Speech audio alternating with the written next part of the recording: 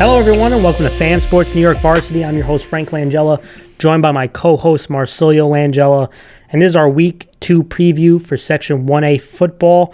We want to welcome our audience. We appreciate you guys for tuning in. We had a great last week of football, and we're glad to be back doing a weekly show. And again, if you guys are new to us, we cover Section 1 football. We cover the games. We talk about the teams, the players, give X and O breakdown. So make sure you guys follow all our social medias, which you can see on the screen. Give us subscribe to our YouTube channel. Again, it's always helped to us. Make sure you guys give us some feedback, and you can always get our content on our website at fansportsny.com, where you can get all the links. You can watch all the videos. If you want to donate to the show, you can, and we appreciate any donations. If you want to look at the merchandise, go on ahead. But let's get into the show, Mars, and what we'll do is we'll go over the game list, talk about the games this weekend, go over a couple of the top matchups, and then we'll do the game picks at the end. And for me, there's two words that, again, might not seem that they go well with each other, but to me, Class A this week is going to be described in two words, and it's either real or redemption. And what I mean by that is real. Some teams you're going to find out, are they a real threat in Class A?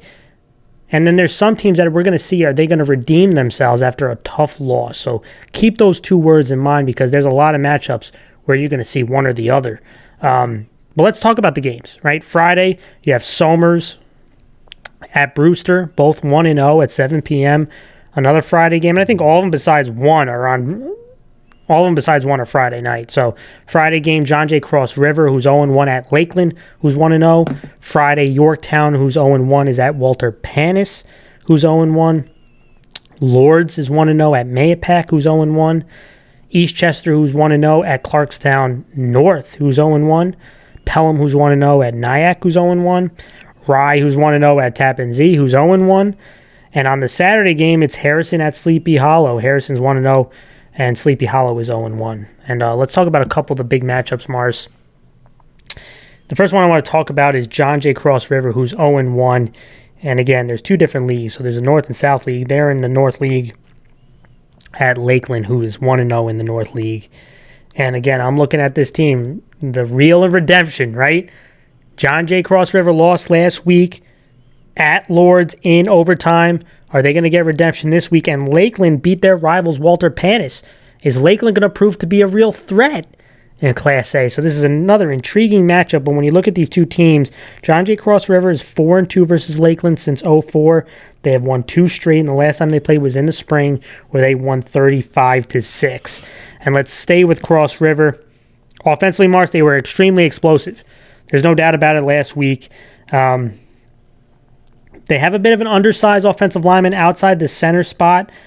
But what they want to do is they want to get their playmakers the ball in space. And that's either running out of the spread looks, obviously, that we know of Cross River, or those quick throws. And they want to get into a track meet. And you got to give a shout-out to their quarterback, Mars, Craig Galea. He was 25 of 32 for 362 yards last week and 4 touchdowns. Now, he had two, unfortunately, crushing interceptions, one in overtime and one to end the fourth quarter. But he played I thought, a sensational game for a young quarterback outside those two turnovers. And I'm excited to see how he does it again. And I'm looking at Mars. They have a cast of skill guys who are deadly. We know about DiChiara, again, who can line up in the backfield. He can line up at quarterback. He can line up at receiver. You have Palladino. You have Zaganino. Those three guys combined, Mars, for over 400 yards of offense last week. That is ridiculous. Just sensational. But defensively, Mars, they gave up over 400 yards rushing. And now Lakeland is not as big as Lourdes was, but they have scrappy guys up front. And to me, Cross River has to be more physical, and they have to tackle better than they did last week. And we've been, Cross River's had a pretty good defense the last couple seasons. And so, games like that, it's got to be a bit of a wake-up call, right? And I know they have some inexperience, especially up front and at the linebacker spot. But the big thing is going to be stopping Lakeland's quarterback, who is a dual-threat guy. They got to keep him in the pocket, and they have to tackle better. Going over to Lakeland, Mars, offensively, I was also impressed with their quarterback, Steven Dedvukuj. And I apologize if I butchered his name, but, this was another young man who was efficient, and he made some big-time plays. He was 15 of 20, 170 yards, 3 touchdowns. He also had 90 yards rushing and 2 touchdowns. So, guy counted for 5 touchdowns and about 260 yards of offense. And I thought he was someone who was really deadly when you watch the game rolling to his right. He made some really accurate, decisive throws, and obviously he can hurt you with his legs. But they also showed that they have some weapons. A guy like Ryan Gallagher, he had 2 touchdown catches. He's a 6'1" guy. Tyler Ronk, he's a 6-foot guy. They have some guys that they could throw it to. But I'm looking at this offensive line and how they're going to handle the protection. And I think John Jay Cross River is going to try to create a little bit more pressure, try to be a little bit more aggressive to kind of dictate this game. We saw in the spring that they like to send guys off the edge, and I think they will try to do that to try to get pressure and try to hit that quarterback. On the defensive side of the ball, again, John Jay Cross River is very explosive. So the best thing that you can do is try to keep all their plays inside the tackle box. So to me, the edge guys, the DBs, is going to have to be huge. You got to force John Jay Cross River inside the tackle box, and they're probably going to have to try to avoid man and go zone, especially towards trips. But when DTR is out as a wide receiver, you probably have to key on him. But they have a couple guys that can really hurt you. You want to try to stay out of that man coverage. And if you are going to be calculated about that man coverage, you got to bring some pressure and get to that quarterback before he can make those big-time throws. Mars, who do you want to talk about? Well, I'm going to talk about, this match was very interesting. I think that John Jay Cross River, it was like an offensive showdown. It was like, it literally felt like the greatest show on turf watching that game, where you basically just had these battles of, the amount of yards that was in this matchup. Like, if you look at the stat sheet, it was just insane what was going on. But the fact is, even with all that happening, they still couldn't pull away with the victory. And I feel like that's such a big, this is such a crucial game for them. 52-44 they lost. That's just in overtime. It's just a battle. And I feel like John Jay Cross River is going to kind of relax. This is definitely a redemption game, like you mentioned, but I think it's going to rely on their athletes to really make the plays like they did last week. The difference is going to be defense, right? Can the defense really just slow down the pace, right? Get their offense back on the field without giving up a big play, and it's going to have to do a lot with really winning the line of scrimmage in general. I really think it's going to have to be about stopping this dual threat quarterback, and I just think that's going to be really up to the defense this time. The offense, we all know John Jay Cross River's offense can score, right? And I normally, like you mentioned, John Jay usually has a defense that can match that offense, but that first game was very concerning when it came to stopping the run. 400 yards of running yards allowed. Yeah, and then when you look at Lakeland, I feel like it's going to be, how do we utilize, the tape from last week against Cross River? That means try to establish the run, right? Clearly, the run defense. But it's going to be different because they don't have the same physicality that Lourdes has. Of course, right? Of course. But I think it has to do a lot with the offensive line controlling the line of scrimmage, right? I think if you control the pace of the game, stop Cross River from getting their athletes on the field and really just running, just anywhere they want, or you really have to try to force everything to the inside, stop their athletes from getting outside, and I think that you'll have a chance at really pulling away in this victory. Yeah, absolutely. Let's go to another game, Mars. Lourdes, who is, did I say they were 1-0? They're 1-1 because they lost the game 0 game, which I believe counts, right? So they're 1-1 at Mahopac, who's 0-1. This is another league game. And again, a real/redemption, right? We're going to find out how real Lourdes is. Are they a real threat in Class A? And for Mahopac, they're looking to get redemption for a loss last week. And we talked about it in the previous game. Lourdes won versus John Jay Cross River in a thrilling overtime victory. Mahopac lost at Somers. And we're going to start with Lourdes, Mars. Offensively, they ran the ball for 487 yards. They did not attempt one pass.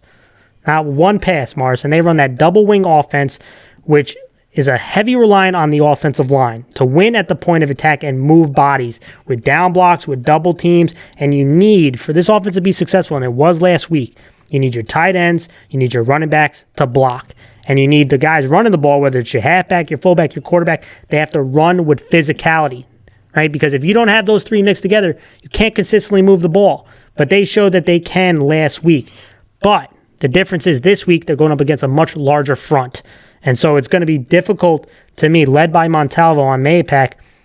How is Lourdes going to react to a bigger front, right? Cross River, they were able to move them around a little bit. They were able to be out more physical than they are. Mahopac's bigger, right? Mahopac is probably bigger than they are.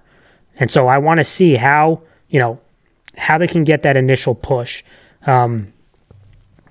Because I do think if they can get through the initial line of scrimmage, they have big guys up front. Mahopac has inexperience at linebackers, right? So if you can get through that initial surge, I think Lourdes can hit some plays. And I know they didn't attempt a pass last week. I feel like they're going to have to do a little bit of play action this week, a couple plays just to keep the defensive backs honest, because you're going to see 8 guys in the box, no doubt about it, right? So again, we'll see. But offensively, running backs, James DeSocio, Salado, those 2 guys together, Mars, over 350 yards rushing and 4 touchdowns, those 2 guys last week. I want to see how they do again this week. Those are 2 interesting running backs. But a couple other blockers, Mars. Matthew at the fullback spot, Jorgensen, Broughton. I talked about that offensive line.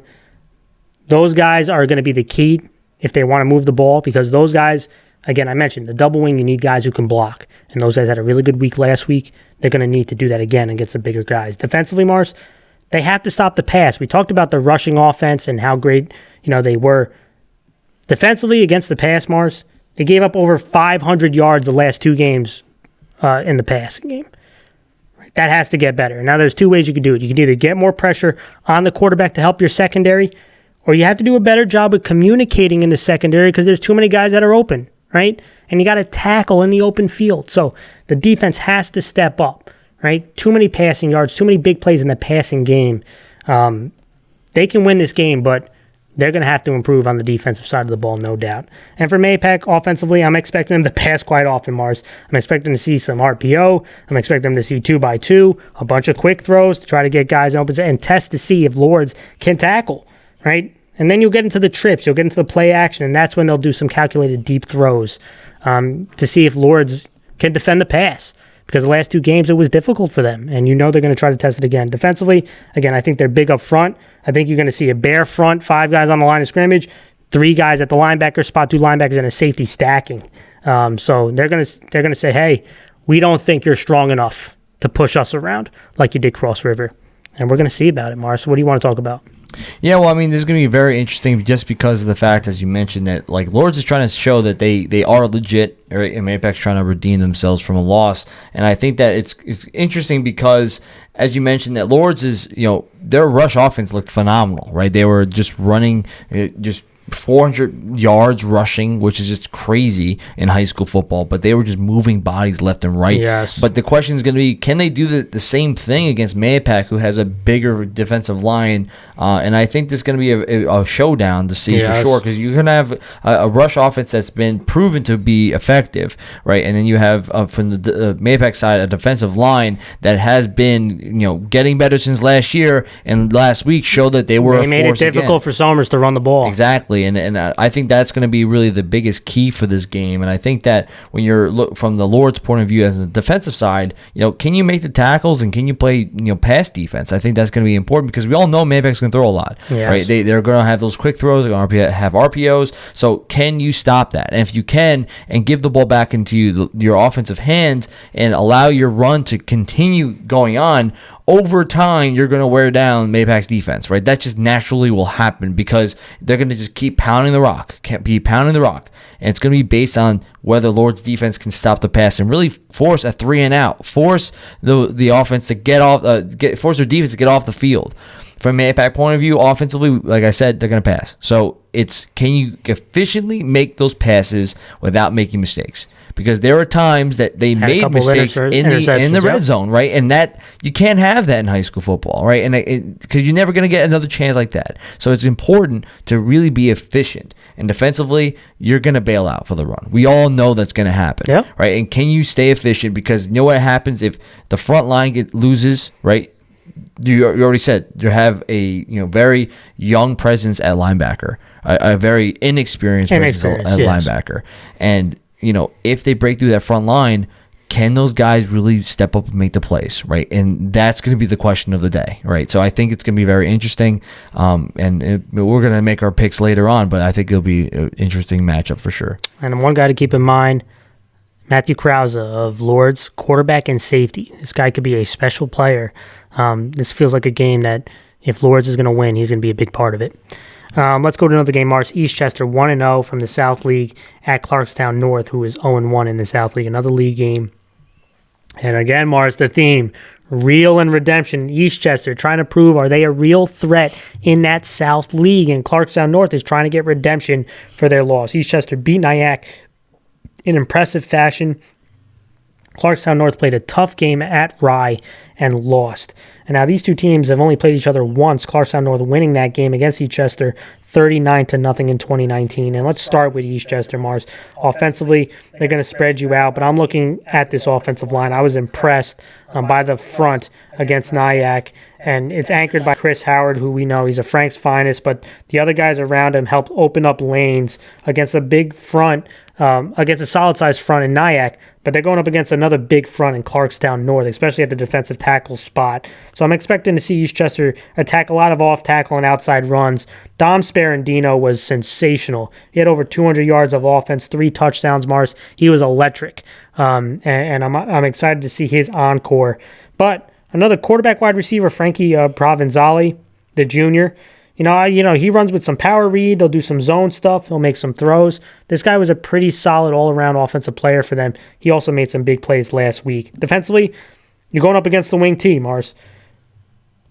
Clarkstown North doesn't have that big hulking fullback, but they have those big bodies up front, and they have a shifty fullback, and they have halfbacks who can hit that extra gear. So the big thing for Eastchester is preventing the big play, right? So you're going to, they're going to get some times where they start driving on you, but when you get close to the red zone, can you hunker down and prevent them? Because that's what North did last week. They had quite a few good drives, but they couldn't punch it in, right? So can you make enough plays to keep them out of the end zone?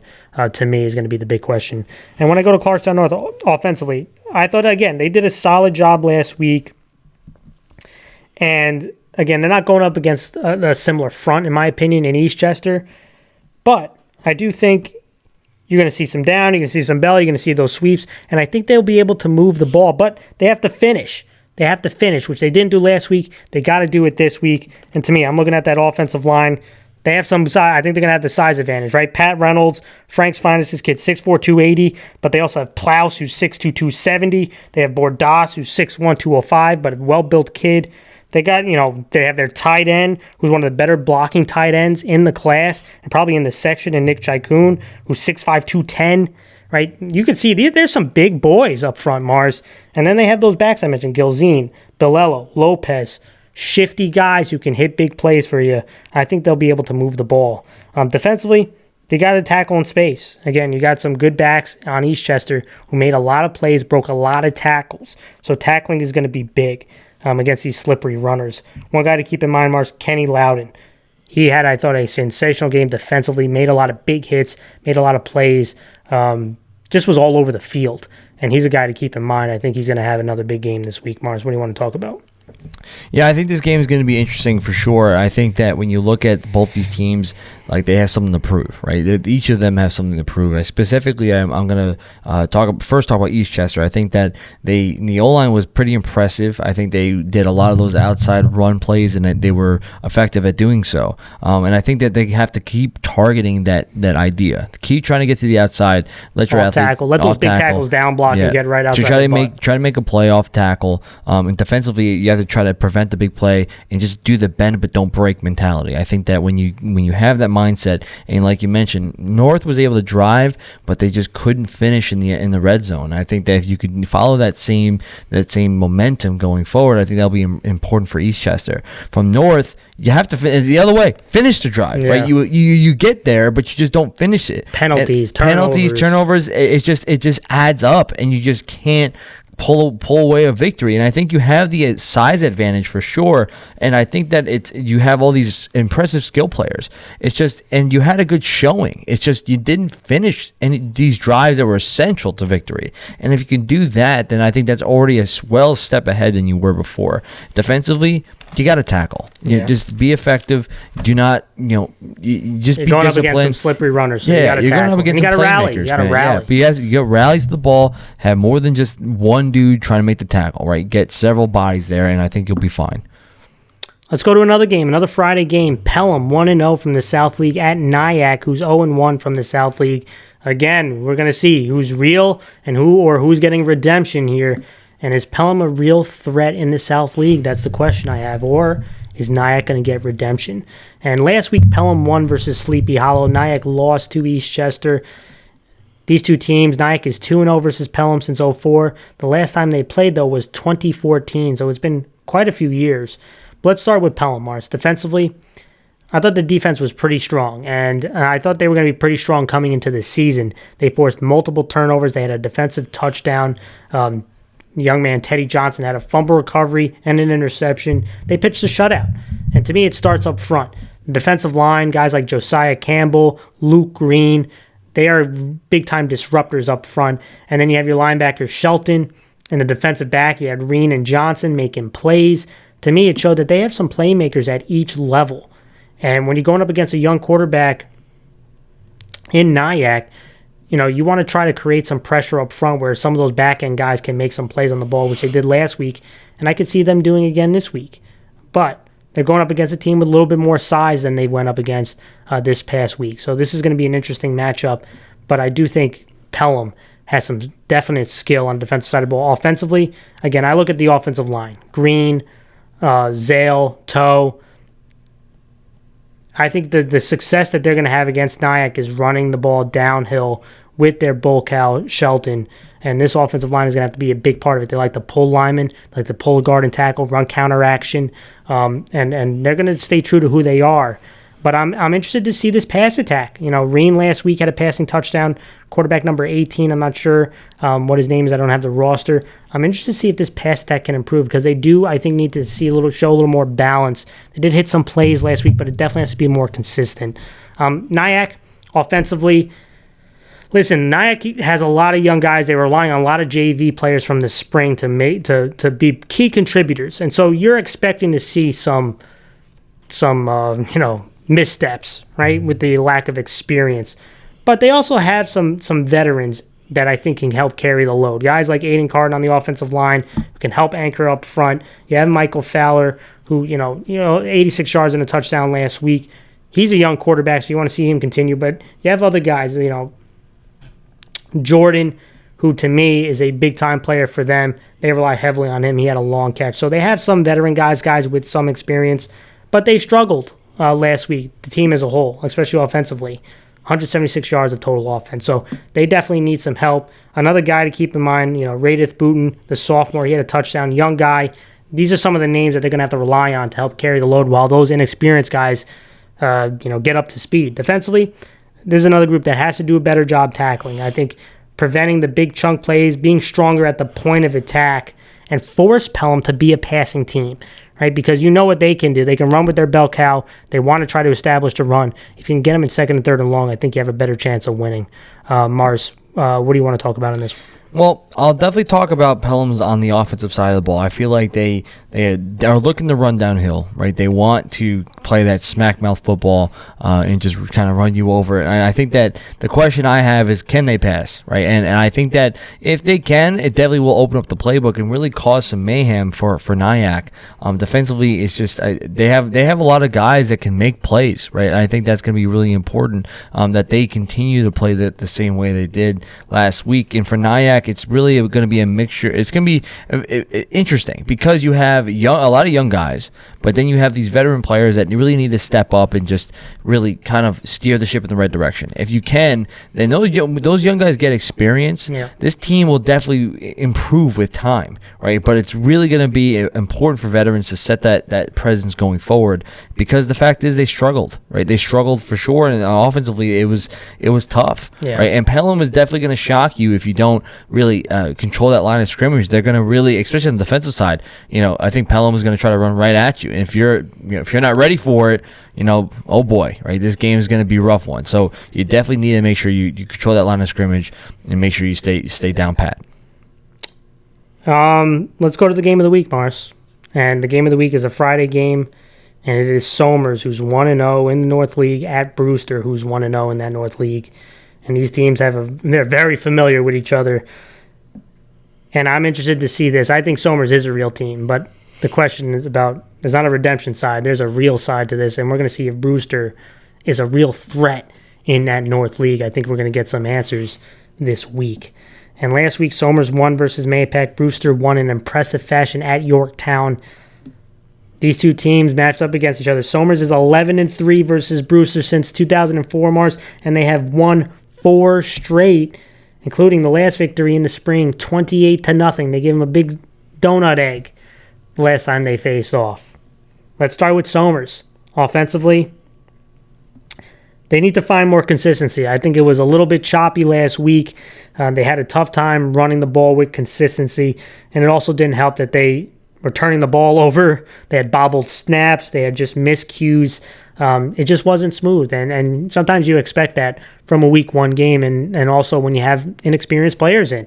And when you're running that wing T football, Mars, normally, you're seeing teams that try to establish the fullback with some bellies, with some downs, with some traps. The quarterback runs off of waggles and some down keeps, belly keeps, bootlegs, and then the halfbacks come with the sweeps and the counters, right? So you get a whole mixture of that with the wing T. And I just felt like Somers didn't get enough answers about who is going to help carry that load offensively. Now, to me, the passing attack was definitely more along. They definitely have those weapons on the outside, and Mancuso, Capico made plays. And so I'm looking at the quarterback, Fitzsimmons, 6'4" kid, young quarterback, going to get better as the season goes along. But, again, he had some fumbled snaps. He had some misreads. You want to see how he improves this following week. And to me, I'm looking at the offensive line, right? So the offensive line, Mahopac has a big front. They had a bit of difficulty at times opening holes and moving bodies. And it won't be easy against this front seven of Brewster either, because they showed that they could be physical against Yorktown. And so, I'm looking at the offensive line. I'm looking at everybody as a whole, even looking at the running backs. Who's going to separate themselves? Guys like Marcus, guys like Ravi, who had that kick return for a touchdown to help spark Somers. Who is going to step up on this offensive to try to give him a consistent force? That's going to be the big question, especially at the running back spot. Defensively, Mars, the defense was strong, and the defense made plays, and quite frankly, the defense won the game for Somers last week. And they like to blitz, they like to create pressure on the quarterback, and they like to run some bump man, right? And they like to go mano a mano with you. And I think Somers' front seven is as strong as anybody, especially with those 2 linebackers in Krause and Kennedy, and that man Jake Polito up front, right? He's a man right there, right? He's a guy who creates a lot of penetration, creates a lot of plays. He made some big time plays, but they also have some playmakers in the back end, right? Olifers, he had 2 INTs, right? Mancuso's another guy. So these guys have guys. And there's some guys I didn't name that make plays too. But I'm just telling you, they have guys at each level on the defensive side of the ball, and defense is definitely a strong suit. Going to the Brewster side, Mars, offensively, again, majority of the time they're in gun. And I thought for the most part, we know Yorktown likes to bring a lot of pressure, similar to what Somers does. And I thought the offensive line of Brewster held up against the pressure that Yorktown gave them, And I do think that you're going to see more internal stunts from Somers as Yorktown likes to bring guys off the edge, but they like to mix it up. And another guy who really impressed me was their quarterback, Donahue. He had 2 passing touchdowns last week. I really thought he showed growth. He maneuvered the pocket well. He was strong. He's held strong in the pocket. He made decisive throws. He made accurate throws. That player that I saw last week from Donahue was an impressive guy, and that's someone who they're going to need because in the spring, they made Donahue's life miserable, Somers.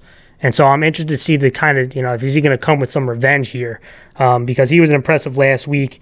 And if, the offensive line and he can, be decisive when they try to bring pressure, they can create some plays because I do think the Somers DBs are going to have their hands full. I think Brewster had some skill guys. Now, what can also help against pressure defense is being able to run the ball with physicality.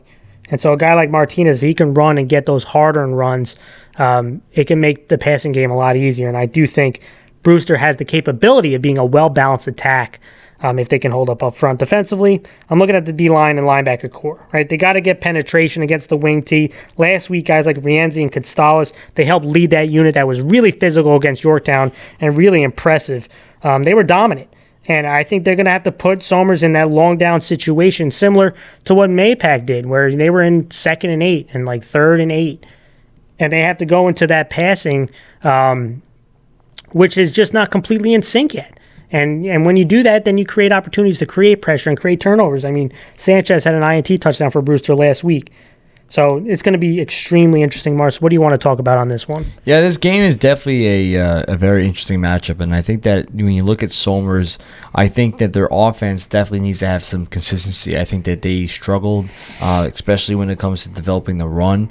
And normally when you see a wing T style of offense, you get a lot of different looks, but they just didn't have that same fluency. And I feel like they definitely need to improve on that, and it has to come with the offensive line, right? They definitely need to be more consistent. Now, obviously, Mahopac's D-line was very big and very difficult to move around, but Brewster's is going to be tough too. So you're going to have to step up and really make some plays for your offense.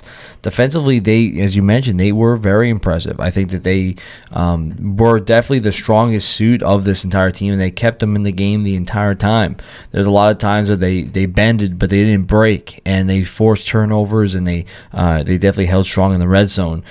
They really only gave up that touchdown in the end. At the end, yeah, it felt like they let the foot off the gas. Off the gas, and they just let them score at the end. And I feel like that was, that was really the only time I felt as if that maybe I was driving down the field for the most part. I feel like there was times when they got to the red zone, but then they forced a turnover. Right, I felt like it was that they never broke. They just consistently were just bending, and then they would kind of shore up again. And I feel like that's something that they need to continue to do, and playmakers like Jay Polito definitely need to continue to keep doing what they're doing.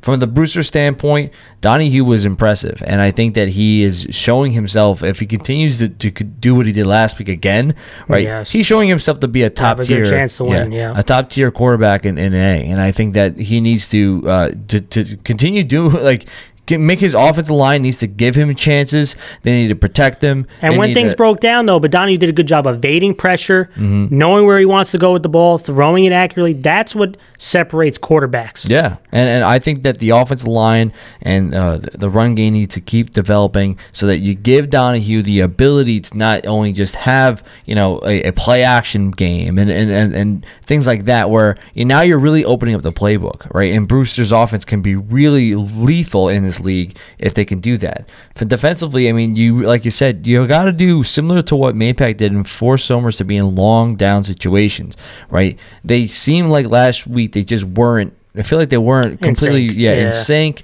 or they just weren't ready. It just felt like they just, offensively, they just struggled, right? And I feel like you kind of have to do the same thing. You got to force them to make mistakes and force them to have to make a big play. Now, and the way you can do that is getting penetration. Yeah, and lucky for Somers, they did make the big play when they needed to, but it was definitely, if you were at the game, you're thinking to yourself, wow, this is a tough one. But you got to continue doing that for Somers, because they won't always hit those big plays. And Brewster brought a lot of pressure against Yorktown internally, and I think they'll probably do something similar to Somers this time around. Mars, the matchup I'm looking at this Brewster pass attack and these wide receivers versus the Somers DBs. I think that is going to be the most intriguing matchup. We know about the strength of the Somers front seven. The DB's got some talent too, but these Brewster wide receivers made some really nice plays, and they can make plays in space. That, to me, is the matchup I'm looking at. And the player to watch, Ethan Krause, the linebacker. This guy is a monster in the run game. They're going to stunt him up the middle to try to go after Donahue. No doubt about it. He's one of the best. He was a Frank's finest linebacker. He's one of the best linebackers in the class, and I think he's going to have a big game this weekend. All right, you ready to go to the game picks, Mars? Yeah, I'm ready to roll. And again, we want to make sure that we're over 75% of our picks as the season comes to an end. And last week, Mars, I was 24-5. That's 83%. But in A, I was only 4-4. So A, I was a bit of a struggle last week. You were 22-6, which is 79%. But you were 5-3. You did better than me. And just throwing it out there, Lohud went 22-7. That's 79%.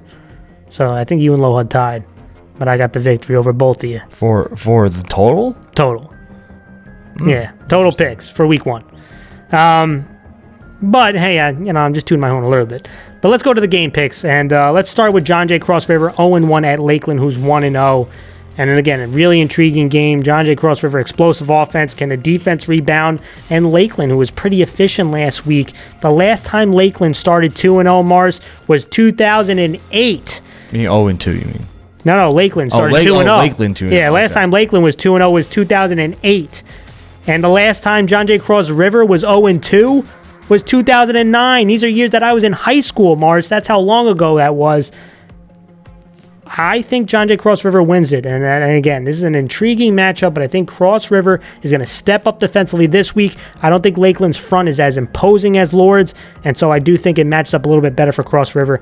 I'm going with John Jay Cross River, but I do think this is a scrappy Lakeland football team. Yeah, I'm going to go with John Jay Cross River too, and I think that their defense is definitely going to play a lot better than they did last week, and their offense is still going to be a juggernaut. I think that they're just going to have a lot more opportunities on offense. Their defense is not going to just crumble, right? Just giving up so many rushing yards. That was just crazy. I don't think that's going to happen again. I think Lakeland definitely is an improved team, and I think they'll be a lot more. It'll be more difficult, but I just think Cross River is going to pull away here.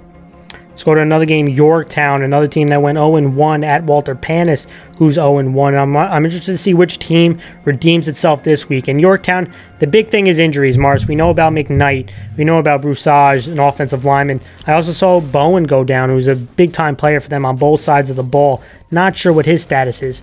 But Yorktown's not making excuses, right? It's next man up. And a guy like Dylan Carter, who had some big runs at the end of the game last week, well over 100 yards in their quarterback. I'm interested to see Myrelis step up this week. I know it was a bit of a struggle last week. That and the defense being a little bit more physical. And Walter Panis, again, McNeil, that big hulking figure on the offensive and defensive line. He was doing a little bit of everything. I saw him punting. I saw him run the ball. Again, it was a giant guy over there. But I'm interested to see if Walter Panis can try to create some space and hit some big plays on Yorktown, which is what Brewster did, especially in the passing game. Looking at these two teams, I do think Yorktown has enough, and I do think they're going to win this game. They have some serious injuries to some key guys, but I think they're going to have enough to pull off the victory. Yeah, I'm going to agree with you. I think Yorktown is going to win this one. I think that they definitely had a struggle last week, and I think Brewster is a good team. And I think that Yorktown is definitely looking to bounce back, and I just think that they just have a little bit more than Panis, and that's just going to give them the advantage here. So I'm going to go with Yorktown. Next game, Lourdes, 1-1 at Mahopac, who is 0-1. Again, this is the real versus redemption story. I'm going to say this. Lourdes, I think they checked off, when you're trying to develop a young team and you have talented young guys. And I don't think what they did last week was a fluke.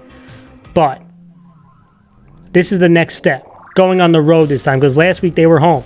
They beat a really good program in John Jay. This week they have to go on the road, now with some hype to them. How do they fare with that pressure? It's going to long drive over to Mahopac from Lourdes. Again, can they win the trenches up front against a bigger front? Are they confident? Are they overconfident? Are they still hungry? These are all things that I'm interested to see about this Lourdes team. In Mahopac, because they have size up front, and they're going to pass the ball a bunch and test this secondary of Lourdes. I think Lourdes is on the right track, but I don't think this is the week that they show they're a threat. I'm going to go with Mahopac, Mars, in a close game. I just think they're going to make too many plays in the passing game that Lourdes' rush attack will not be able to overcome. I'm going to go Mahopac. I go with Lourdes here. I think that Lourdes has really shown that they can really run the ball, and they're very tough up front.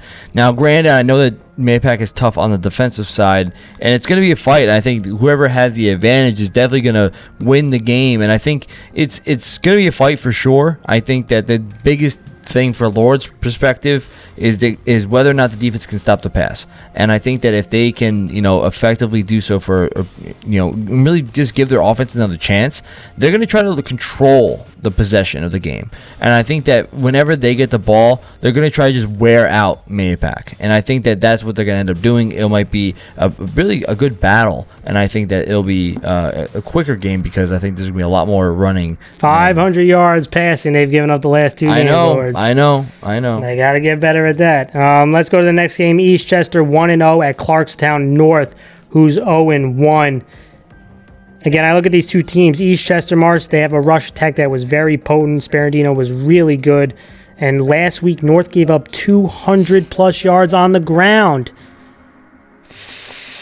I'm still going to go with Clarkstown North. I think that they're going to win the battle up front with their size. I think Loudon's going to make some plays on defense. I think they'll force a couple turnovers. And again, Eastchester is a young team, right? So, again, they were really impressive last week. I do think they have a bit of a hiccup this week. I'm going with Clarkstown North.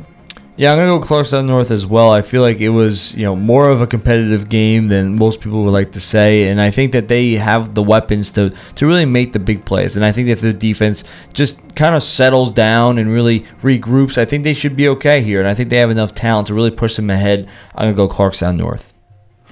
Rye 1-0 at Tappan Zee, who is 0-1.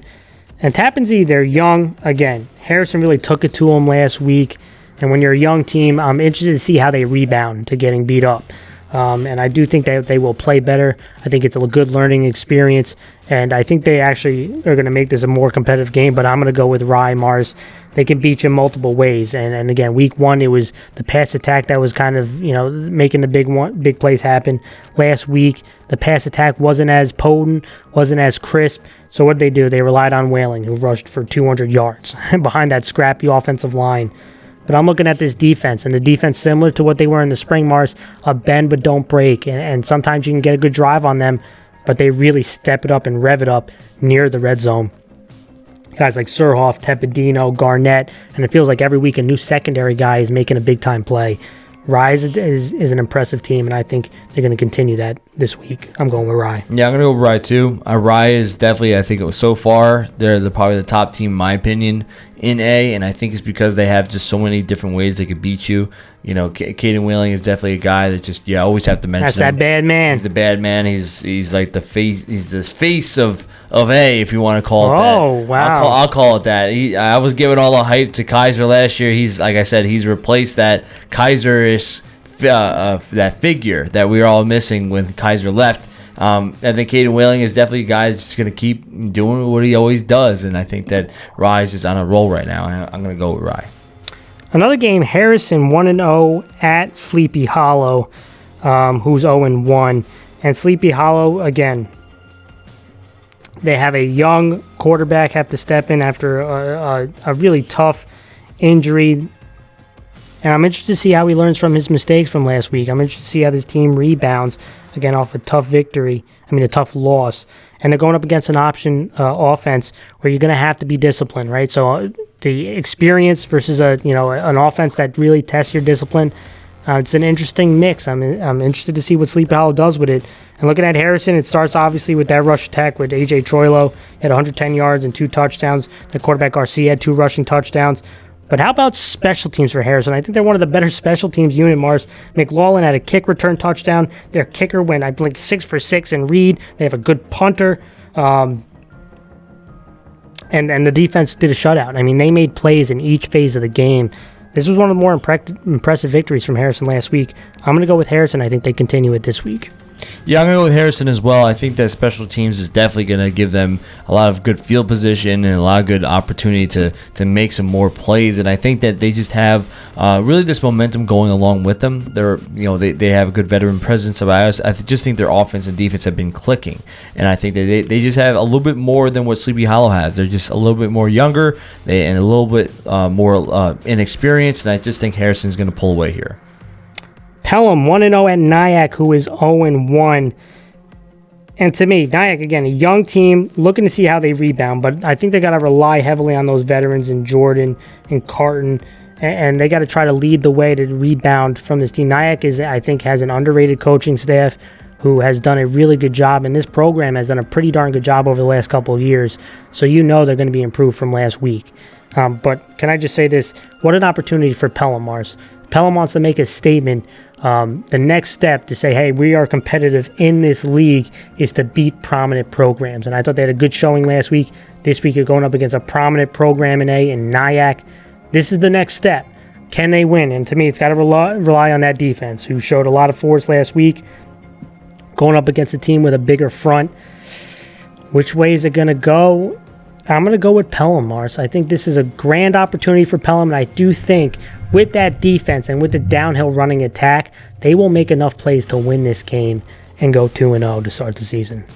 I'm going to go with Nyack. I think Nyack is actually going to have a bounce back.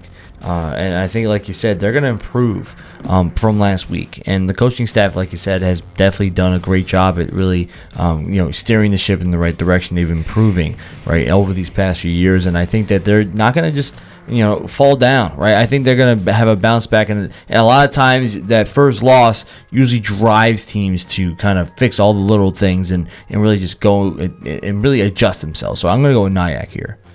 Let's go to the game of the week, Mars. Somers 1-0 at Brewster, who is 1-0. Really intriguing matchup.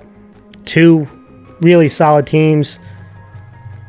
Who do you got and why? Well, this is definitely a very interesting matchup. I think that when you look at these teams, Somers is one of the more prominent programs in A, right? They've consistently been doing well every single year, and I think that they do have the capability of continuing that. And I think the game against Mahopac was definitely a fight. I mean, you can definitely say it was a fight for all 4 quarters, but the defense really showed up, and they really proved that they are still that type of program. The biggest concern for me was definitely the rush offense. I feel like they definitely struggled a lot, and I felt as if they definitely need to fix some of the issues they had there. From Brewster's point of view, I mean, they are definitely a shocker. Now, it's not saying that you don't think Brewster is a good team or anything, but it's just they didn't expect they beat Yorktown. They dominated Yorktown. Yeah, you did for not, more than 3 quarters. You just didn't expect them to do what they did. And Donahue is definitely a guy. He's just been super impressive. The offense has been clicking all cylinders, and I think Donahue just is that playmaker that he'll find a way to make the play no matter what type of scheme you're going to run. And defensively, I feel like it's just going to be important for them to stay the course and make sure that you force Somers to pass because of the fact that you just they just have had some struggles with it. Yeah, but not just pass, but pass on like long downs. Yes. Yeah, it has to be like that. Like we talked about. You don't want Somers dictating the 3rd and 8. Pass. Yes. 3rd and 10. Something like that. And with all that being said, I'm gonna go with the Brewster Bears. I think that Brewster has really come to full circle here. I think when you look at last spring and then you look at now, this team looks completely changed. Like in Donahue, it looks like he's a completely different quarterback. Now, he had a lot of talent last spring. Don't get me wrong. But now he looks like everything that you wanted him to do consistently. Quite often, he's doing it in spades, and he's improved upon every aspect of it. And I think that he is a guy that's like that game breaker. Now, granted, I think it's in the whole offense has been impressive. But if Donahue can make the plays, then I just think that Brewster is going to be a very dynamic team. Okay, and I think Somers, as good as their defense is, I think their offense is going to struggle, and I think that's going to be the big thing for me. So I think Brewster is going to have the advantage here. I'm going to go with Brewster. You make some good points, and you make some points that I wasn't too keen on. When I look at Somers, I definitely agree with you about their rush attack. They have to find more consistency. They have to find kind of the answers. Who is going to be their reliable guy to go to, right? And I don't think they found that last week, and they're going to continue to search. And I'm interested to see the young quarterback who had some struggles, especially against pressure that Mahopac brought. Brewster's going to bring it as well. So I'm interested to see how the young quarterback from Somers is going to deal with that. But we know the defense. They're going to be aggressive. They're going to do similar things to what Yorktown did, which is bring pressure. I do think they're going to bring pressure up the middle more when Yorktown brought off the edge.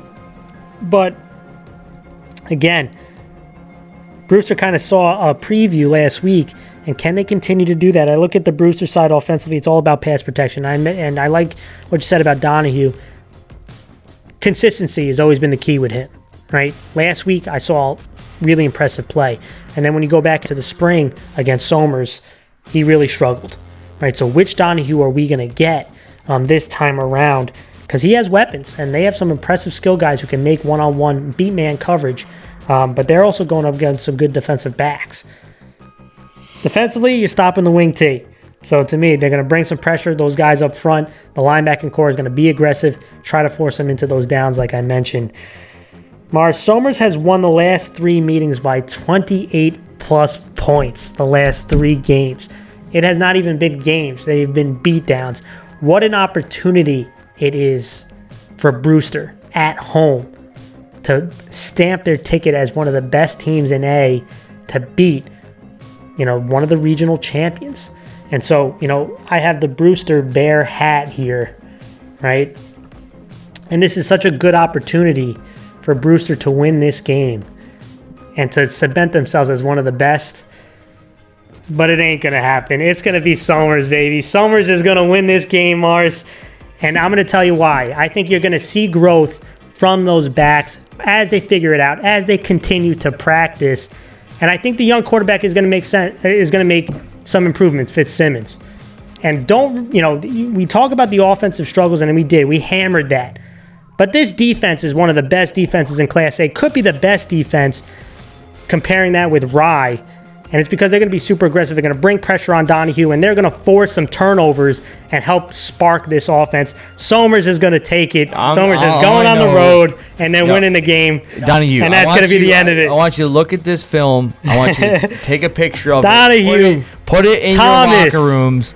Washington. Put it in your locker rooms. They're going to stop them all. They're going to stop them all. Put it on your walls. I'm just telling you right now. Stud skill you guys. can get a quote, get a video, put it on your Twitters, and just say, Mars had your back while Frank was betraying you over here. Tuskers are winning it. He's picking up two hats at the same time. He can't make his decision. I'm telling you right now, Donahue's going to have one of the best games in Section 1A, Section 1 Class A. Don't take my thunder. It's over. Somers is winning it. Go Tuskers. They're winning it. We'll find out. Well, thank you, everyone. That was our show. We had a lot of fun. We appreciate you guys for tuning in. I hope you guys enjoy this weekend with football, and we'll see you all very soon.